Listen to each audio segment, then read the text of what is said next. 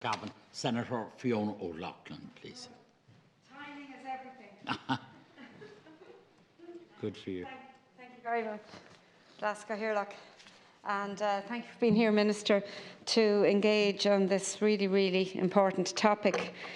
Because there's no doubt that while Level 5 restrictions have caused all sorts of issues and challenges to our economy, I think particularly in the aviation sector, to those that are employed in it, like many years ago, it was always thought the best type of a job you could get was in relation to an airline. My own aunt was one of the first Aer Lingus air hostesses, and as a child growing up, it was the most glamorous job that anyone could have, and the excitement when anybody knew anybody who was going to be a pilot.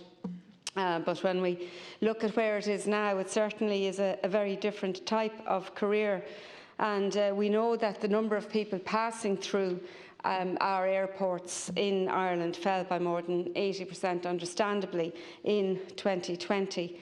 Dublin Airport itself had 23.5 million fewer passengers in the 11 months to the end of November than during the same period in 2019. We rely so heavily upon air travel here in Ireland, and the industry is responsible for, and I was really surprised to see this, as much as 140,000 direct jobs. That's very significant. The National Secretary of Forsa, Ashley Connolly, told the Oireachtas Transport Committee recently that thousands of aviation jobs remain at risk unless immediate supports are given to the sector. And I'm aware that she mentioned an aviation income support scheme in Germany, which enables employers to reduce hours rather than laying staff off with government income support for the time that employees can't work, which seemed to make sense. And I know that this has also been called for by the SIP2 aviation sector organiser, Neil McGowan. Just reading through some of the media reports, they estimate that even considering the EWSS support, Aer Lingus alone has been losing approximately 1 million a day since last April. So 1 million a day, that's very significant for one of our airlines. We are all aware that Irish airlines rely on summer bookings to make enough money to tide them over the winter season, which is loss-making.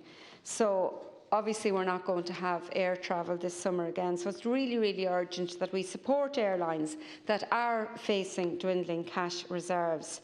According to the IALPA President, Captain Eoghan Cullen, the 80 million support package for the aviation sector announced in November, while welcome, was essentially a grant for Ireland's airports, the majority of which are state-owned. The funds left over for the airlines may have, at best, covered a few days' worth of losses. So we really have to look at the airlines as separate to the actual airports. And, when he was speaking, he pointed to their role in supplying economic lifeblood to the country by bringing foreign direct investment and an estimated €10 billion into our economy annually. Every aircraft that leaves Ireland will represent lost jobs and lost GDP. It is an economic fact that if our airlines are allowed to go out of business, the consequences for the Irish economy will absolutely be devastating when we look at the amount of exports that we have. Just around the world, we see that most governments have recognised such dangers and have accepted that if they are to intervene to prevent airline operations for the sake of virus suppression, then they must ensure that those airlines do not go out of business as a result. I think the window remaining for decisive action is fast closing. Airlines plan and budget for their vitally important summer schedules at this time of the year, and they will soon have to make hard decisions, and indeed many of them have, based on the expected market conditions. A number of people working in the airline industry were in contact with myself. I've no doubt that they were in contact with all of my colleagues as well. And an example of one of the letters that I received from an Aer Lingus pilot just outlined how his own life had been affected by events of the last year. And he talks about having been reduced to 50% pay and working hours since the 1st of April 2020, During that time, his pay was subsidised by the TWSS and subsequently the EWSS since September 1st. However, it did not go above the 50% threshold and will not for the foreseeable future.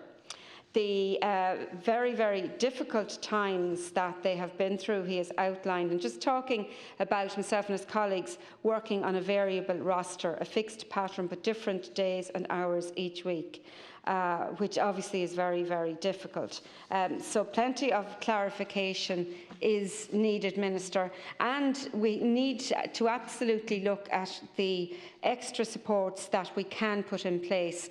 I know that next week we'll have an opportunity to debate the Health Amendment Bill, which allows for the introduction of mandatory quarantine at designated facilities for all passengers arriving from countries where there are variants of the COVID virus that represent a particularly high risk. This is really, really important work, and the enforcement measures in respect of regulations which prohibit non-essential travel abroad. And people travelling abroad, as we know, can, without an essential purpose, can be subject to fines and prosecution, and the enforcement of this is welcome and it's necessary when we see people taking these risks on an ongoing basis. But I thank you for your time, Minister, and look forward to also having the opportunity to comment on the travel restrictions and mandatory quarantine next week. Thank you.